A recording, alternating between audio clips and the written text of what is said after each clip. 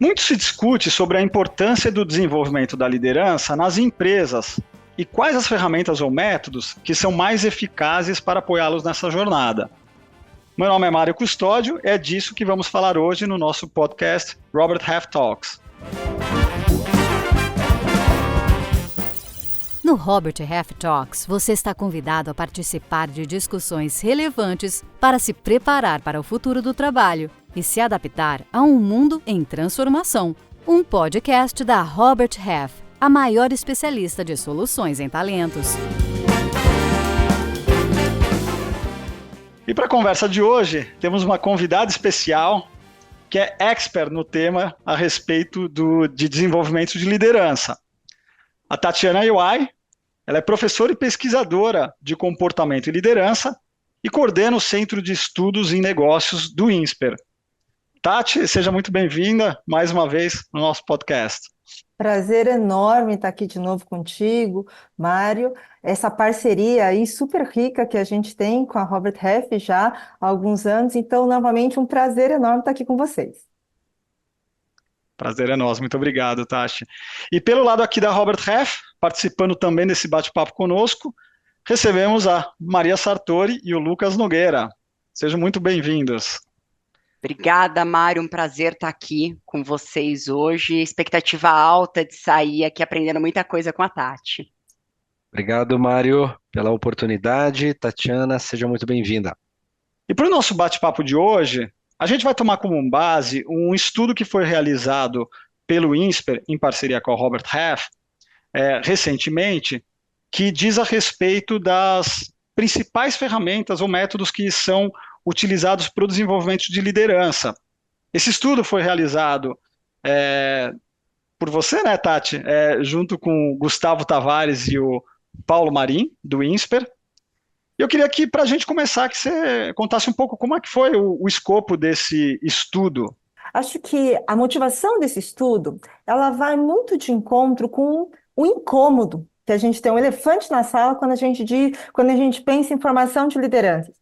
A gente tem uma indústria aqui milionária em termos de formação de executivos, muito investimento sendo feito nessa formação, mas ao mesmo tempo um gosto meio amargo, no sentido de que às vezes as organizações e os próprios profissionais ficam frustrados no que diz respeito à efetividade de todos esses investimentos. Então, o objetivo do estudo é exatamente contribuir para essa discussão, tentando lançar luz sobre onde hoje, os profissionais de RH, eles tendem a investir em desenvolvimento de lideranças, quais seriam essas ferramentas e o que eles têm em mente quando eles fazem esse investimento. E a gente também quis saber da outra ponta, do usuário final, do profissional que se beneficia de toda essa formação, e a gente gostaria de entender quais são as ferramentas e intervenções que eles acreditam ser mais efetivas. E aí, quando a gente junta, esses dois públicos, a ideia é que a gente consiga, então, lançar a luz e avançar na discussão sobre que melhores práticas e ferramentas a gente pode desenvolver para potencializar a formação e desenvolvimento de lideranças futuras. Muito legal. Você sabe que o primeiro ponto que me chamou a atenção, e acho que você acabou comentando aqui, com certeza chama a atenção de qualquer um, é que esse estudo, ele mostra que somente 10% dos somente 10% dos investimentos em desenvolvimento de liderança trazem algum tipo de resultado mais concreto. Na sua visão, Tati, como que você acha que poderia melhorar essa transferência de conhecimento, que muitas vezes é teórico, para a prática cotidiana dos líderes, nesse ambiente corporativo? Eu acho que parte da frustração é que muitas vezes a gente faz investimento, a gente quer formar essas lideranças, mas talvez nesse afã a gente acaba perdendo um pouquinho uma lição de casa anterior que a gente precisa fazer, no sentido de, mas quais são os seus objetivos de aprendizagem? Quando você faz investimento em alguma ferramenta, cada uma delas tem uma vocação diferente para desenvolver aspectos diferentes naquele líder. Então, a pergunta inicial do desenho é: o que eu espero alcançar? O que eu efetivamente quero desenvolver? A partir disso, você conseguiria customizar melhor quais são as suas ferramentas para aquilo que você gostaria de almejar, né? Acho que essa é uma das partes positivas do estudo, no sentido de que ele lança a luz sobre quais tipos de aprendizado podem ser potencializados a partir de determinadas ferramentas. Então, por exemplo, os testes de perfil, que são bastante utilizados, ou feedback, eles conseguem potencializar essa questão de autoconhecimento, né? Mas se você for pensar em outros tipos de aprendizado, ele não vai ser tão efetivo. Um aprendizado cognitivo, eu quero aprender, adquirir conhecimento sobre alguma coisa, né? Seja ela interpessoal, seja ela mais técnica, aí você tem cursos e treinamentos. Olha, eu quero desenvolver mais a minha identidade como líder. Mentoria e coaching pode ser mais efetivo. Então, de novo, nem todas as ferramentas elas vão dar conta de cobrir vários tipos de aprendizado. É por isso que é importante, primeiro, a gente ter em mente o que eu quero desenvolver e, a partir daí, então, começar a customizar um desenho. A gente gasta, muitas vezes, tanto dinheiro fazendo essa formação, então acho que vale também a gente, né, ser bastante cuidadoso nessa fase inicial de desenho. Eu acho que é a partir dali que a gente consegue customizar programas de desenvolvimento melhores. Uma dúvida, um ponto aí para a gente conversar, refletir um pouco mais. No mundo corporativo, cotidiano, né? Quais são as principais lacunas, né, do que a gente tem visto hoje, dos treinamentos que são oferecidos de uma maneira mais recorrente, porque frente a realmente, né, o que o corporativo exige, o estudo ele chegou a levantar esses pontos, ou pela tua experiência, o que você mais percebe como pontos tangíveis dessas lacunas entre a exigência do corporativo e o que é oferecido nesses cursos de liderança? Acho que tem uma questão aqui interessante que o estudo ele toca, né, ainda que indiretamente, que acho que um achado importante é quando a gente olha para a frequência das várias ferramentas de treinamento que são dadas, quais são as mais frequentes? Cursos de treinamentos e feedback. Curiosamente, dentre todas as ferramentas que a gente, né, estava listando ali para os respondentes, para os profissionais, né, que responderam, essas duas foram uma das menos efetivas. E aí você vê o elefante na sala, né? Você fala assim, nossa, mas a gente, no fundo, eles são expostos a esse tipo de intervenção justamente naquela que eles consideram menos efetivas. E quais, no outro extremo, eles consideram mais efetivas?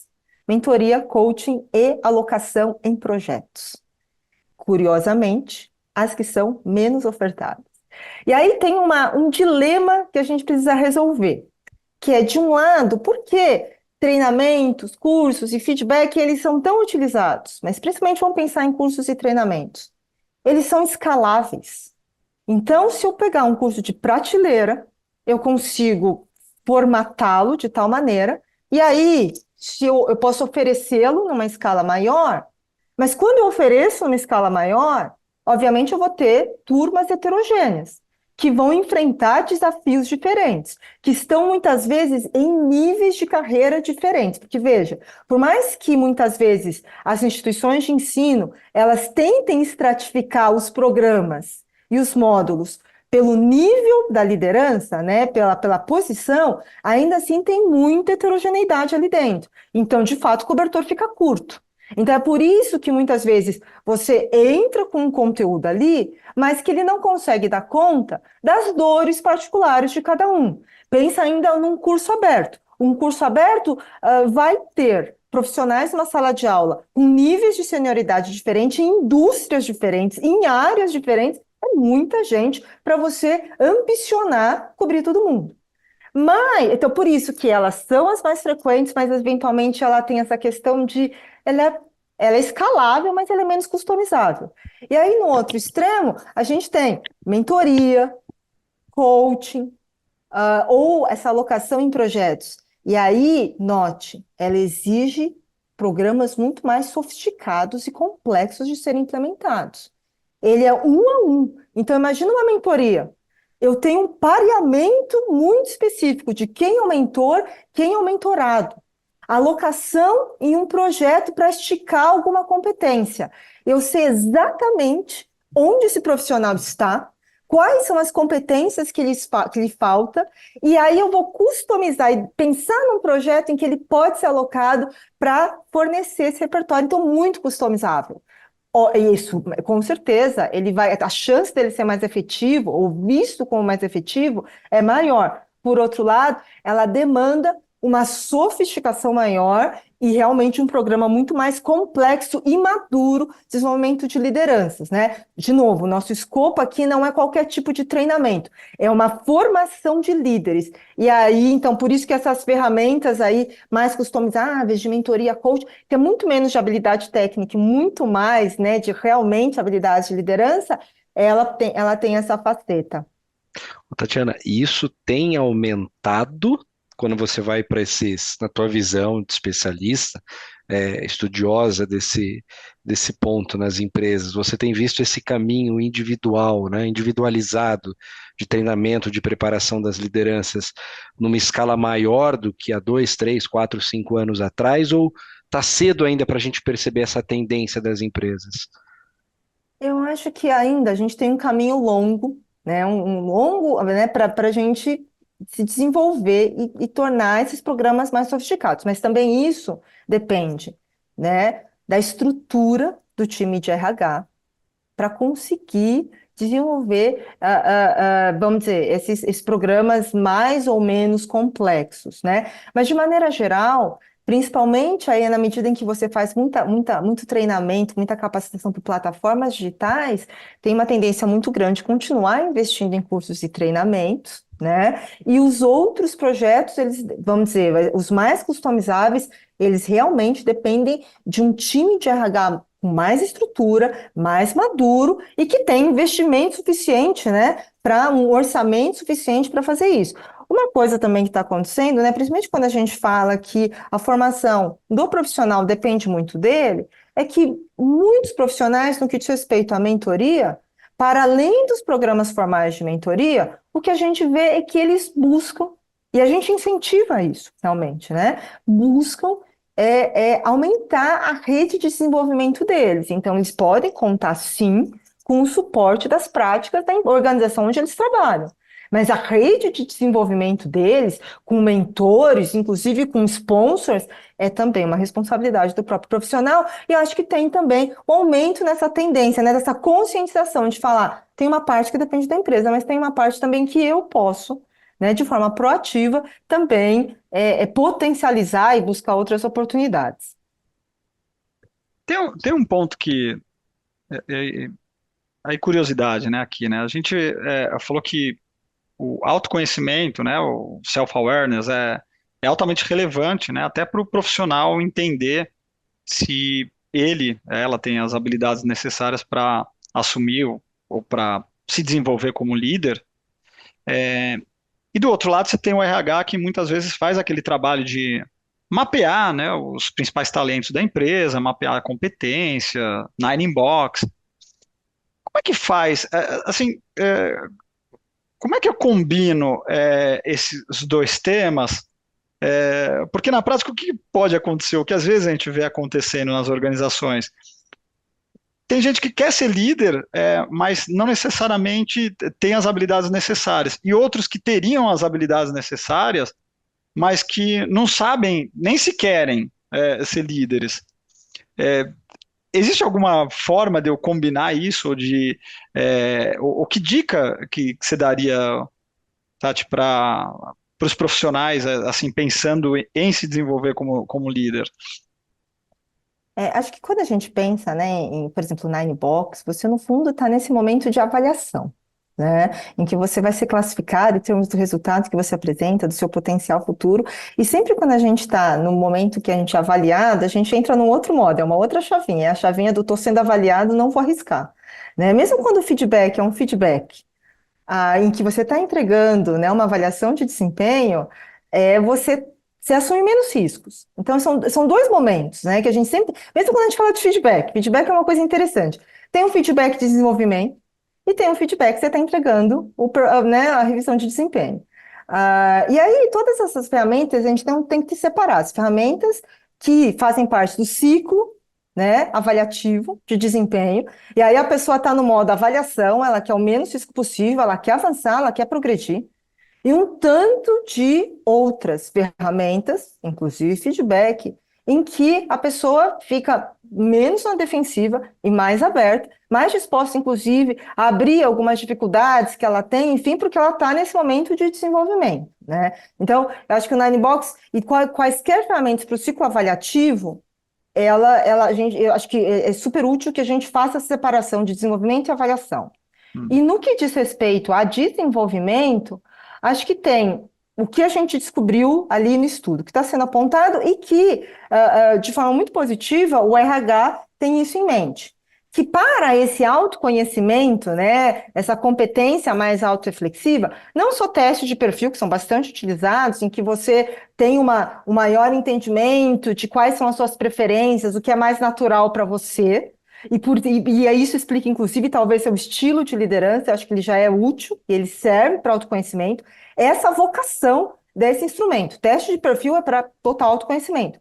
Mas também, mentoria e coaching são ferramentas ali que ajudam nesse que a gente chama de resultado base zero, né? É o nível básico, em que você realmente quer aumentar esse autoconhecimento. Então, a gente com isso consegue já, vamos dizer, né, com esse resultado, a gente consegue entender o seguinte: olha, nesses processos mais customizáveis, mentoria e coaching, a gente já conseguiria ali desenvolver, aliado com teste de perfil, se quiser, aumentar aí essa autoconsciência do profissional. Inclusive, é muito interessante isso, né? Normalmente você faz o teste de perfil, você tem esse primeiro entendimento aí das suas preferências, estilos e tal. Mas eu sempre falo que capacidade reflexiva é um músculo. Você tem que estar desenvolvendo o tempo inteiro. Então, é muito interessante que em sessões de mentoria, quando você vai dividir, compartilhar quais são as suas dificuldades, quais são as suas dores ali, trocar com o mentor, onde, né, enfim, onde estão as maiores barreiras, o que eventualmente você podia fazer diferente, ele é um outro exercício e constante que você pode fazer aí para exercitar essa capacidade reflexiva. Era esse o ponto, Mário? Era esse o ponto. Era esse o ponto, Tati.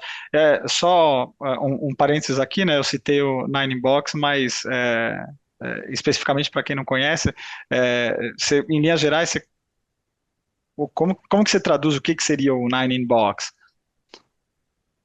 Classificação, né? Acho que a gente poderia falar isso, é uma ferramenta para classificar os funcionários em termos de potencial, né? Que ajuda em decisões de promoção e progressão, né? Porque basicamente eles vão ser classificados em cima da entrega efetiva que eles fizeram, né? Ali no período, mas também como as lideranças veem o potencial futuro dele de crescimento, porque a partir daí vão ser investidos, né? A partir da sua classificação, você tem uma questão de aceleração de carreira ou não, como é que você vai ser alocado em alguns projetos ou não. Então, essa é uma ferramenta super útil aí, que vai definir, inclusive, muita coisa do que vai ser investida e que caminho você vai trilhar, né? Mas sempre nisso, sempre nessas duas variáveis, como foi o seu desempenho passado recente e como as pessoas veem seu potencial futuro aí para alçar voos maiores em posições de liderança mais, né, acima do seu nível atual. Perfeito. Tatiana, você comentou na sua resposta anterior a respeito de profissionais que buscam esse desenvolvimento por si só, que vão atrás de mentoria, não necessariamente apoiados pela empresa. E a gente sabe, a gente lida com isso diariamente, que tem muitos profissionais que não puxam a responsabilidade da sua carreira, do seu desenvolvimento para si só e deixam isso simplesmente a cargo aí da empresa que estão. Nós sabemos que tanto os testes comportamentais, bem como a questão dos feedbacks, pensando em questão de custo, elas são as menos onerosas para as empresas e são, na verdade, as ferramentas mais disponíveis normalmente no mercado pelas empresas. A minha pergunta, até pensando nos profissionais que estão nos ouvindo, é a seguinte: o profissional que teve acesso a um teste comportamental e consegue ter uma maior e melhor percepção de si mesmo, aliado a um feedback bem feito, essas duas ferramentas por si só, elas não seriam suficientes para ele desenvolver aspectos bem importantes aí no perfil dele? Acho que essa parte de autoconhecimento, essas duas ferramentas, Maria, que você comentou, elas são muito, muito efetivas.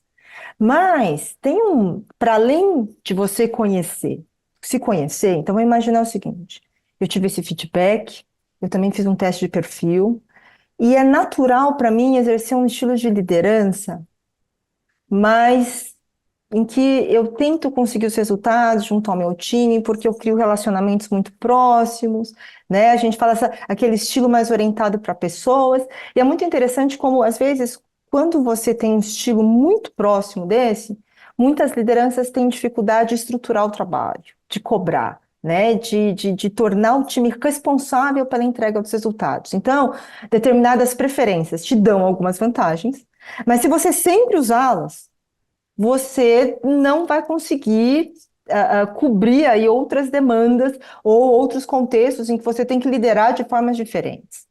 E aí tem uma questão que a pessoa está acostumada a fazer aquilo que ela acha que ela faz bem ou que é natural para ela.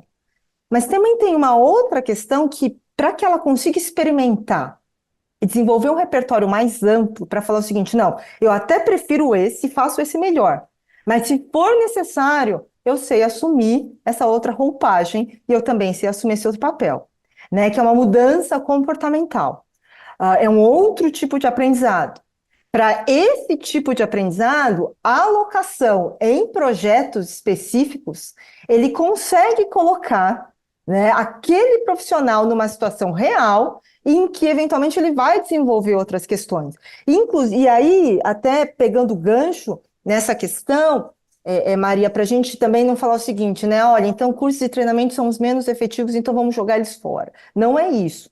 Ainda que eles sejam menos efetivos em uso isolado, quando você consegue acoplá-lo com a alocação em projetos na sequência, né, a efetividade deles aumenta. Então, assim, acho que tem uma questão também aqui que o nosso estudo aborda, é a efetividade individual de cada ferramenta e qual delas tem vocação para autoconhecimento, conhecimento técnico, ou mudança comportamental. Tem uma questão de às vezes, uma delas combinadas, a efetividade delas aumenta bastante. É o caso de treinamentos. Aqueles treinamentos em que você consegue, por exemplo, acoplar com mais simulação, em que você consegue colocar o profissional ali numa situação de decisão, ou quando ele está acoplado na sequência com a alocação de projetos, ou possibilidades de networking, a efetividade deles muda bastante. Então, acho que tem que ter isso em mente. Então, eu acho que a gente tem que cobrir tantas lacunas no desenvolvimento de lideranças que a ideia é: vamos usar toda a nossa caixa de ferramentas. Só que a gente precisa saber qual ferramenta é melhor para aquilo que você deseja. Então, esse é o ponto, porque você fala: olha, se eu for cumprir simplesmente um checklist de tem que treinar, e vou oferecer treinamento para todo mundo, você pode até cumprir o seu check. Treinei todo mundo. Aí você faz ali uma medição que é NPS. Todo mundo ficou satisfeito com o treinamento. Mas, efetivamente, tem níveis de satisfação bons com treinamento, treinei boa parte da minha força de trabalho, mas, de novo, essa é uma ferramenta que funciona só para desenvolver algumas competências e não necessariamente outras. É por isso que acho que ter esse mapa né, de quais delas são mais efetivas para qual competência, eu acho que ela ajuda bastante. Muito bom. Tati, acho que um ponto aqui, quando a gente vai para. Então a gente entende que, do ponto de vista de conhecimento, autoconhecimento, conhecimento adquirido, né, isso você consegue, muitas vezes através de treinamentos mesmo, né, ou feedback, ou os testes de perfil que a gente conversou. E legal, preenchi uma parte do que pode me levar a me desenvolver melhor como um líder. Agora, quando a gente vai no aspecto que está mais ligado à inteligência emocional, né, um tema, vamos lá, resistência psicológica, o que você entende que seria mais efetivo, ou qual é a relevância disso para que um líder, né, ele possa se desenvolver cada vez mais? Acho que aí, de novo, né? Aí, você pode fazer essa discussão, por exemplo, numa sala de aula, você pode fazer um mapeamento desse de perfil, mas tem uma questão que, quando o profissional ele se coloca numa situação de estresse, numa situação de desafio, é nesse momento que todo aquele autoconhecimento, né, maior que ele adquiriu ali num teste de perfil, ou uma discussão que foi feita em sala de aula sobre a importância, né, por exemplo, inteligência emocional, é que ele vai colocá-la em ação. É nesse momento que ele vai exercitá-la. E exatamente quando ele encontrar essa dificuldade, então, assim, é quase como se o problema real tivesse lá, tem um desafio, uma situação de alto nível de estresse. Eu deveria entender a outra parte, eu deveria entender também como eu estou reagindo a outra parte, que são todas dimensões de inteligência emocional, e vão imaginar que ele não conseguiu. E aí, essa reflexão sobre um problema real que ele experimentou e que ele vai eventualmente discutir numa mentoria, ele vai discutir ali numa sessão de coaching, que permite a ele ir desenvolvendo. Então, de novo, é por isso que sempre a combinação ela funciona mais. É óbvio que, por exemplo, em sala de aula, quando a gente vai discutir esses tópicos de autoconhecimento, as discussões são muito ricas. Eu não tenho dúvida que a gente consegue abrir várias caixinhas. As pessoas, às vezes, né, o feedback é assim, nossa, mas ao final da aula, assim, se alugou um triplex na minha cabeça. Então, tem a reflexão. Mas é muito interessante. O curso acaba na sexta-feira. Na segunda-feira, ele volta para o trabalho com um monte de problema para resolver. E aí, foi interessante, ele gostou, mas nada aconteceu depois. É por isso que, depois do treinamento, esse programa de mentoria, ou essa alocação muito cuidadosa que você vai fazer, vai permitir que o quê? Que sempre aquele conteúdo seja retomado, né? Então, eu vou dar um exemplo, né? Na semana passada, eu estava ali, desenhei um curso de formação de mulheres na liderança, e foram 3 dias muito intensos ali com elas de treinamento, mas nesse nosso programa tem um desenho de mentoria.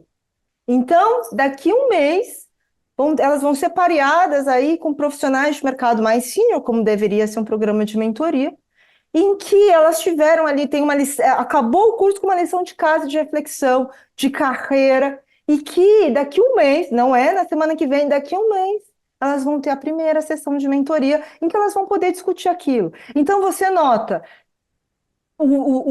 aquilo que foi discutido, ele tem mais chances de ser capturado novamente, de ser revisitado, porque você criou um estímulo adicional para não deixar aquilo morrer. Porque, de novo, é muito comum isso. O treinamento pode ter sido muito efetivo, a reflexão foi ótima, mas quando você chega no trabalho, você vai ser atolado por problemas e você vai esquecer. Então, é por isso que essa combinação é sempre muito útil. Não estou dizendo que é simples de fazer, muito, muito difícil, mas ainda assim é ela que eventualmente tem mais potencial de, vamos lá, né, de realmente contribuir para o desenvolvimento desses líderes. Tanto dinheiro já é gasto, né? Então acho que talvez tenha que ser esse próximo passo que precisa ser dado. É como se conectasse, é isso, né? Você consegue conectar tudo aquilo que você aprendeu com com o seu dia a dia. Faz total É, sentido. exato. Assim, eu sinto isso. A reflexão que é feita em sala de aula, né? Você tem aqueles momentos, uou, a pessoa fala assim, nossa, mas é isso mesmo. Eu, né, faço, às vezes a gente tem algumas preferências, e aí a gente vai mapeando e mostrando para eles, né? É uma bateria, inclusive, de mapeamentos. A gente vai mostrando os resultados, ele fala, nossa, meu estilo é esse, é excessivamente esse. E eu preciso ser mais versátil. Eu preciso experimentar outras coisas. Eu preciso me forçar a fazer aquelas outras coisas. Mas ele precisa ter esse estímulo aí, porque ele pode ser disciplinado, mas é isso, às vezes é exigir demais, porque a gente sabe que no dia a dia de trabalho é muito incêndio para apagar e eventualmente isso acaba se perdendo. Ô, Tatiana, acho que tem um ponto aí importante de reflexão e outros podcasts que nós participamos, estudos, a Robert Half, eu gostaria de colocar esse ponto aqui para nossa discussão. Hoje, né, líderes trabalham com até 3, 4 gerações distintas no mesmo ambiente, com desafios completamente heterogêneos, com percepções completamente heterogêneas, um relativismo cada vez maior frente a pontos de vistas, né, menos etnocêntrico e mais relativista. Como que você tem visto isso nesse estudo, essa complexidade, né, de não ter as pessoas sempre na mesma caixinha? A gente gosta de padronizar, não, isso aqui é A, B ou C, né? Mas a gente vê uma relação cada vez mais dinâmica, né? Como esse desafio, não vou falar conflito de geração, mas esse desafio de um líder, né, trabalhando com 2, 3, em alguns momentos até 4 gerações distintas, aparece nessa pesquisa, aparece nesse estudo, ou uma tendência relacionada a isso, ou uma preocupação das empresas e dos profissionais relacionados a isso? Olha, no estudo, a gente não chegou a fazer um recorte por coorte, né, por gerações. Então, a gente está falando da efetividade sem esse recorte geracional. Mas, de fato, né, quando a gente, inclusive nesse diálogo, nessa interação que a gente tem em treinamentos, informação com lideranças, esse é um termo que ele sempre aparece, com muita frustração, de todos os lados. Um lado é, olha, mas não está engajado, do outro lado é, não me ouve. E aí é batido falar isso, né? Mas que também é uma coisa que a gente sabe que é da comanda da liderança, que é parte aí do que ela tem que se envolver, é essa escutativa e a capacidade da liderança de criar dentro dos times um ambiente da batida, segurança psicológica, né? Em que as pessoas elas tenham aí elas se sintam confortáveis para expressar preocupações, incômodos, não sei o que lá, mas o que eu sinto também é que, né, quando a gente fica falando muito de ambientes vocais, escutativa, todo mundo quer ser escutado, mas não necessariamente a pessoa tem também a casca para ouvir da outra pessoa, né? Então é muito curioso isso, como segurança psicológica, ela às vezes ficou distorcida, numa ideia de que eu vou criar um ambiente de acolhimento, aquele ambiente quentinho, aquele ambiente acolhedor, gostosinho. E, no fundo, a ideia de segurança psicológica é diferente. A ideia de segurança psicológica é um ambiente de profunda franqueza. Então, o que às vezes a gente tem não é um ambiente de segurança psicológica, a gente tem um ambiente, às vezes, criado de silêncio, em que, né, positividade tóxica, tudo tem que ficar harmonioso, né, mas você tem uma atenção, mas fica tudo harmonioso. E a segurança psicológica, e isso, essa ideia, a gente trabalha muito com isso em termos de liderança também, de como se cria um ambiente vocal, né, efetivamente. E, inclusive, que não assim, é tão batido, e a gente fala que, como a gente fala demais disso, a gente já parte do pressuposto que todo mundo internalizou e sabe fazer. Mas não é. É muito complicado. Então, acho que essa questão de gerações diferentes, Lucas, ela fica, de novo, ela realmente é um elefante na sala, a gente não fez essa distinção nos treinamentos, mas no fundo, para conseguir lidar com uma força de trabalho que é multigeracional, você realmente precisa de lideranças que sejam capazes de criar esses ambientes aí vocais de segurança psicológica. E, de novo, esse ambiente de segurança psicológica é um ambiente em que você pode ser franco e pode ter tranquilidade de ser franco, porque você criou uma base muito forte de confiança. A base ali, né? O pilar ali que está sustentando, o terreno que está sustentando aquilo são relações de muita confiança, né? É muito interessante isso. Às vezes, quando você tem relações de confiança muito bem estabelecidas, você entra no conflito, você está mais disposto a entrar no conflito. Por quê? Porque você sabe que a outra parte, ela confia em você, ela sabe que você tem boas intenções, ela sabe que você se importa. Então, a discordância, aquela, aquela discordância, inclusive mais direta, ela tem um relacionamento tão firme que ela aguenta. E é isso que às vezes as pessoas perdem, é isso um dos maiores desafios aí que a gente, né, que as lideranças têm, que a gente tenta discutir isso em sala de aula. Quais são as bases dessa formação? Mas, de novo, discutimos, entendemos, criamos aquele aprendizado cognitivo. Entendi quais são as bases ali da construção de confiança. Outra coisa é a hora que você vai aplicar. E aí você precisa voltar para o seu ambiente de trabalho, junto ao seu time, fazendo essas experimentações, e na experimentação eventualmente vai dar errado. É por isso que eventualmente ter um mentor contigo é super útil. Por quê? Porque é aquele seu interlocutor que está lá para te ouvir, né, e tentar falar o seguinte, e dessa outra maneira? E que outra maneira você já tentou e que pode fazer sentido? De maneira que, de novo, aquilo que foi discutido não morra. Né? Não fique, ele realmente seja internalizado. A gente fala tanta coisa num treinamento, a gente sabe que uma porcentagem muito pequena vai ser absorvida, mas essa porcentagem pode aumentar na medida em que ele consiga aplicar aí, e para isso eu acho que tem que ter um acompanhamento, senão realmente é muito difícil. Nada melhor do que trazer uma professora para o nosso podcast para explicar de uma maneira tão clara sobre segurança psicológica. Esse é o termo que a gente escuta tanto em reuniões, em discussões, em artigos, mas ficou muito, muito claro, muito objetiva a tua resposta, Tatiana. Obrigado por isso. Acho que foi o meu ahá do nosso podcast. Que bom. Deixa eu fazer uma inserção aqui. Mário, não sei se a gente vai tratar disso, mas tem uma coisa muito curiosa que apareceu no estudo, que inclusive foi uma discussão interna que a gente teve dentro da equipe, se a gente colocaria networking como uma das ferramentas listadas de desenvolvimento. E a gente acabou colocando... Você ia falar disso, Mário? Eu ia te perguntar, lá.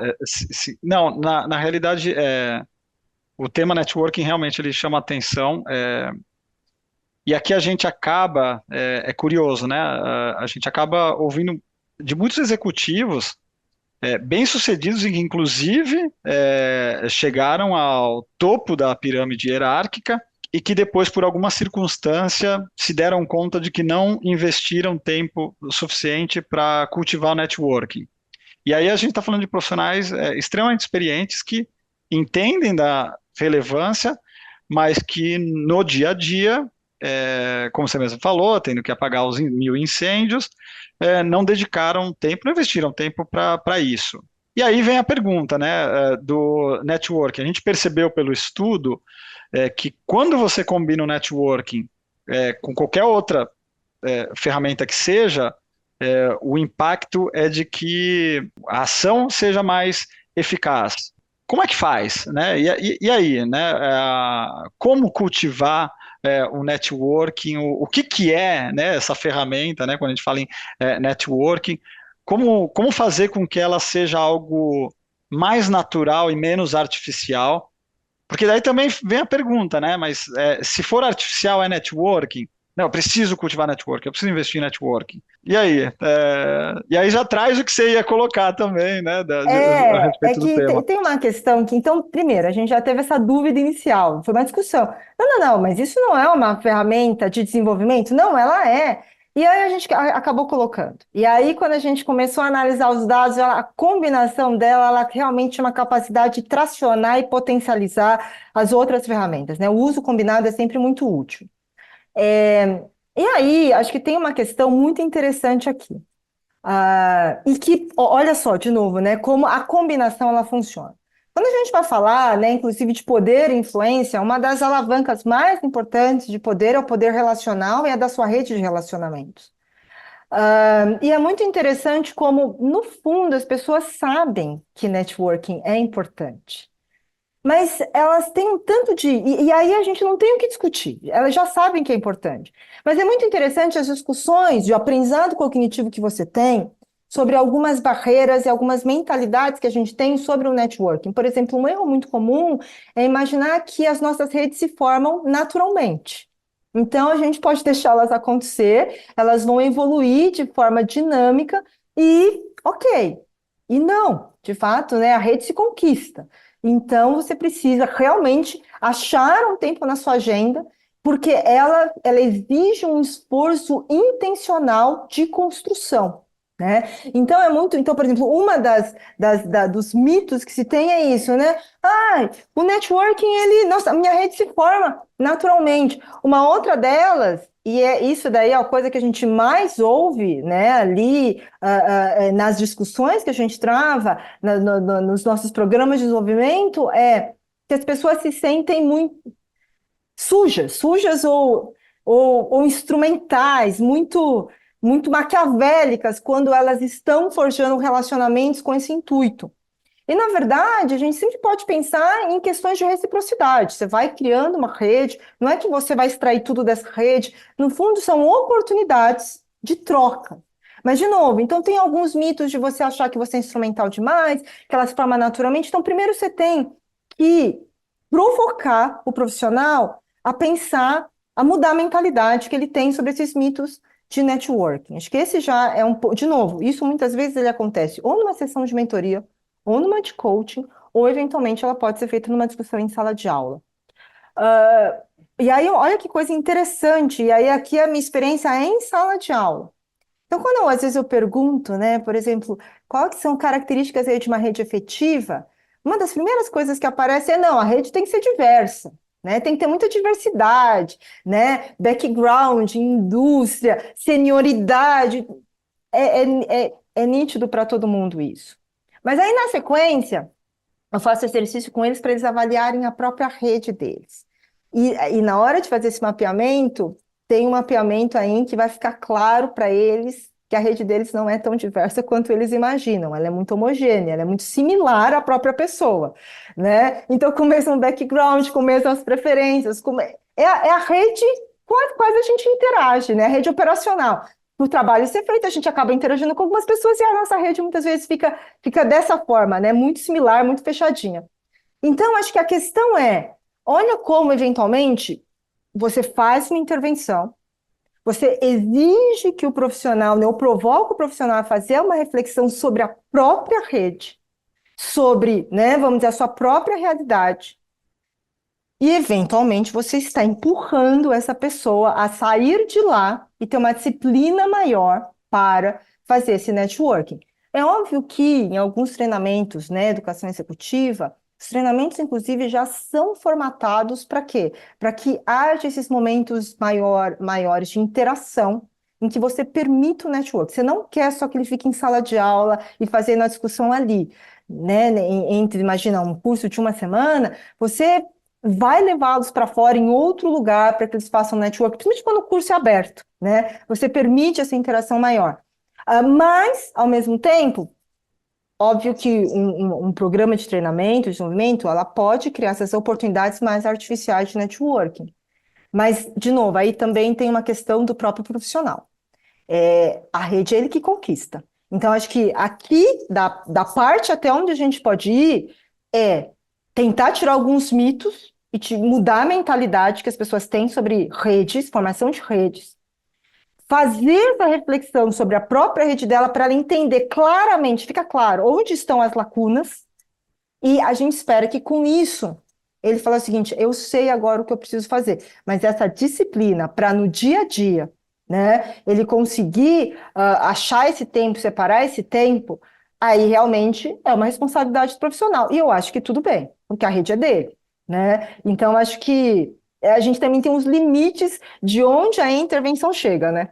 Tatiana, teve um ponto que me chamou bastante atenção no estudo, foi quando vocês mostram a respeito de todos os tipos ali de aprendizado, o quanto é baixo a pontuação voltada ao gosto pela liderança.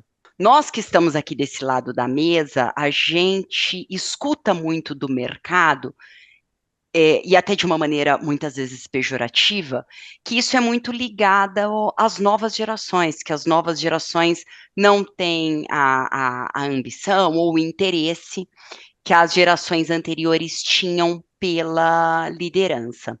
De qualquer maneira, quando a gente vê o público do recorte que participou dessa pesquisa, como você bem mesmo disse, é um recorte multigeracional. E mesmo assim, este gosto pela liderança, ele é baixo, ele me chamou a atenção. Como que você interpreta esse dado? O que que isso quer mostrar para o mercado? Acho que tem uma questão, né? Essa medição de o gosto por liderar, né? A gente não chegou a medir o quanto as pessoas, se elas gostam ou não de liderar. Mas se esse gosto por liderar, ele pode ser incentivado em treinamento, nessas intervenções. E não pode. Assim, a gente vê que ali, né, é nítido o resultado. Seja treinamento, seja mentoria, coach, vamos dizer, a capacidade dela de alavancar esse gosto pela liderança, ela é relativamente menor. Não é que ela é baixa, mas ela é relativamente menor, né? E aí acho que tem também uma questão que o aprendizado, ele acontece nessas várias intervenções, mas, de novo, ele está acontecendo na prática. E acho que o gosto pela liderança, talvez, acho que essa pode ser uma provocação interessante que a gente faça, né, para as organizações, no sentido de melhores modelos de líderes, né? Acho que o gosto pela liderança e o quanto que você vai criando essa identidade, pelo menos é isso que a gente vê, né? Muito quando essa devolutiva que eu recebo, quando você consegue identificar uma pessoa que personifica, né? Que você consegue ver aqueles traços, aqueles comportamentos, você fala, esse eu quero emular. Aí faz sentido liderar dessa maneira. Então, eu acho que também tem dentro do ambiente de trabalho esse gosto por liderar, ele depende também do que está acontecendo no dia a dia da empresa. O treinamento ele não vai resolver isso. Eu acho que também tem isso. Que tipo de ambiente de trabalho e que tipo de modelos de líderes a gente tem dentro das organizações. E aí um ponto interessante sobre essa questão de gerações, Maria, né? Porque fica sempre essa questão, né? Que as gerações mais novas, elas são menos engajadas, elas não querem liderar. As pesquisas elas mostram que para essa coorte parece, né, que a resistência a liderar o quiet ambition é maior, mas não vou fazer nenhuma afirmação. Sempre que me perguntam isso, né, eu dou a resposta do pesquisador, que eu acho que é muito cedo para a gente fazer afirmações tão firmes aí que eles que não querem liderar ou que eles são menos engajados. Mas aí eu trago uma pesquisa que eu achei interessantíssima. É uma meta-análise, portanto, uma pesquisa muito robusta que está usando várias outras pesquisas, com uma amostra enorme, milhares de pessoas de mais de 20 países, e acompanhou longitudinalmente, que essa é a parte interessante. Você foi fazendo várias medições ao longo de anos e anos, ou seja, você não tira fotografia, você acompanha. E aí o resultado é muito interessante, que ele tira esse mito que as gerações mais novas, no que diz respeito à motivação no trabalho, não estou falando nem de querer liderar ou não, mas motivação no trabalho. Ela não é uma questão de gerações, ela é uma questão de momento de vida, o momento da sua trajetória, né? Ou seja, o que acontece é que o nosso engajamento e motivação no trabalho, ele vai aumentando gradativamente até chegar num pico, e depois ele vai reduzindo novamente. O que está acontecendo é que as gerações mais novas, elas estão entrando no mercado de trabalho agora, elas comparativamente com a geração X, por exemplo, elas estão em outro momento de carreira, então elas de fato estão menos engajadas. Mas, por exemplo, curiosamente, quando a geração X estava entrando no mercado de trabalho, ela também era cunhada de preguiçosa e que não gostava de trabalhar. Então, esse é o problema. Quando a gente vê a fotografia, a gente fala: mas esse pessoal não gosta de trabalhar. Mas, eventualmente, você precisa não ver a fotografia, mas como as coisas estão evoluindo ao longo do tempo. Então, a gente também pode. Agora, vamos extrapolar. A gente não tem esse dado, mas a gente pode fazer esse exercício de extrapolação, né? É um exercício, né? E aí, nesse exercício, a gente pode falar: olha, da mesma maneira, pode ser que, nesse momento agora, entrando na força de trabalho, eles, nesse momento de vida, tenham menos interesse em liderar. Mas à medida que eles vão ganhando um pouquinho mais de repertório, ele olhando alguns modelos, ele vai ganhando esse gosto. E ele vai criando esse gosto naturalmente. A ver, a gente tem que esperar. Mas uma coisa que realmente aí é um outro estudo que a gente fez, inclusive, foi um estudo com a Robert Half, né, de preocupações com a liderança. Foi um relatório passado que a gente fez, e que hoje o estudo, né, a pesquisa já foi publicada, né, num jornal acadêmico internacional bastante reputado, que a gente fala que uma das raízes para essa resistência a liderar são alguns pilares. Um deles é preocupação em falhar. Mas a gente sabe que essa preocupação em falhar e não dar conta do recado, ela diminui ao longo da trajetória. Então, se a gente olhar no pipeline de liderança, essa preocupação é muito forte para os líderes mais novos, mas para os líderes mais experientes, menos. Por quê? Eles ganharam repertório, eles sabem que eles conseguem dar conta, eles vão ganhando mais autoeficácia. Mas uma preocupação que nunca desaparece, ou ela continua ali muito prevalente, é a de balanço vida pessoal-trabalho.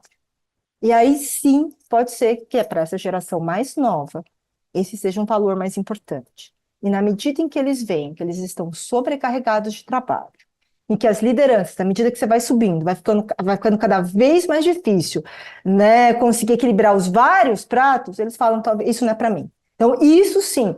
E aí a gente acende um alerta, mas é um alerta que a gente já está acendendo há muito tempo, sobre essa questão de vida, né, de balanço vida pessoal-trabalho, como arranjos de trabalho flexíveis, eles podem ser muito úteis, e que essa é uma discussão que a gente achou que já estava pacificada, né, com arranjos de trabalho híbrido prevalentes, mas agora, recentemente, a gente está vendo um chamado de volta para 100% no escritório, e que, de novo, coloca em discussão isso.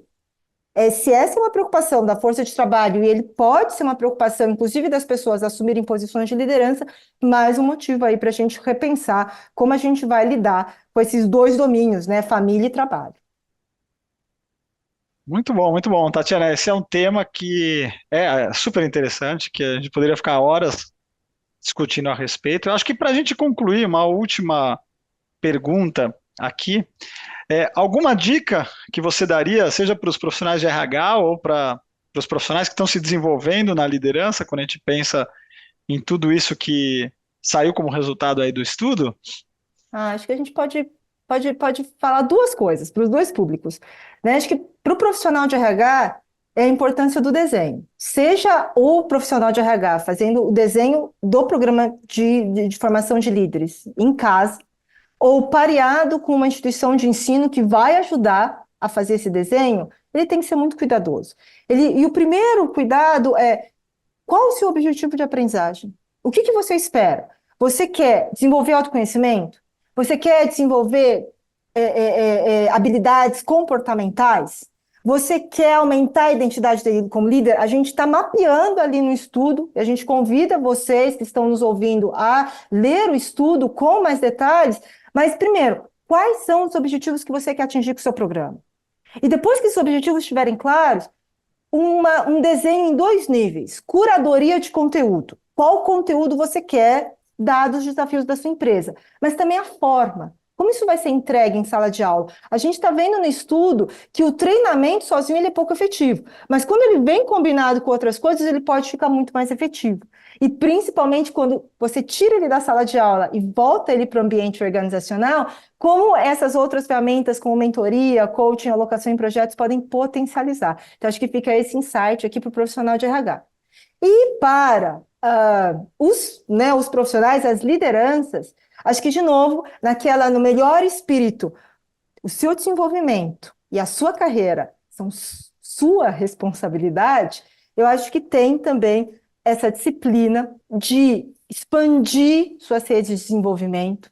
Se a organização em que você está não oferece programas de mentoria e coaching, que você as busque, e que, mesmo quando você tiver a oportunidade de fazer um treinamento, é óbvio que acabou o treinamento, vai chegar na empresa, tem 1 milhão de coisas para fazer, mas a ideia é que tem uma reflexão que precisa ser feita continuamente, né? Eu vejo, às vezes, as pessoas, e a gente está lá em sala, está anotando no computador, no caderno, e eu fico sempre pensando: Será que ele vai ser consultado no futuro? Né? Será que essa ventoinha aí em que ele está fazendo essa reflexão, ela vai continuar ali depois que a gente finalizar o treinamento? Acho que é isso. O treinamento ele é potencializado porque ele te abre várias reflexões, mas essa reflexão é contínua e vai ser feita à medida que você vai experimentando coisas ali no dia a dia de trabalho. Então, acho que são esses os recados, Mário.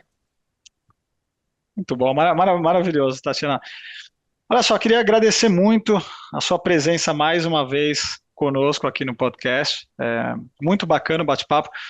Também convido a todos para acessar e depois fazer uma leitura com calma a respeito do estudo, que é muito bacana. E mais uma vez, obrigado, Tatiana. Obrigado, espero poder vê-la em breve novamente. Prazer é meu. Obrigada, Mário. Obrigado, Lucas. Obrigada, Maria, pela conversa super rica, super interessante. E quero voltar aqui de novo com mais relatórios que a gente vai fazer em parceria juntos. Essa parceria é maravilhosa, a gente adora no Inspira essa parceria com vocês. Hoje conversamos sobre a escolha de ferramentas eficazes para desenvolver a liderança e a importância de combinar conhecimento teórico e momentos de experimentação. Eu sou Mário Custódio e espero você na próxima edição do Robert Half Talks. Este podcast é produzido pela Robert Half, a consultoria global de soluções em talentos que mais cresce no Brasil. Venha fazer parte dessa história, trabalhar com pessoas e ser o agente da evolução e transformação da vida de profissionais pode ser uma atividade muito gratificante, além de uma excelente oportunidade de carreira. Acesse a seção Trabalhe Conosco do nosso website, o roberthalf.com.br, e veja as vagas disponíveis. Junte-se a nós!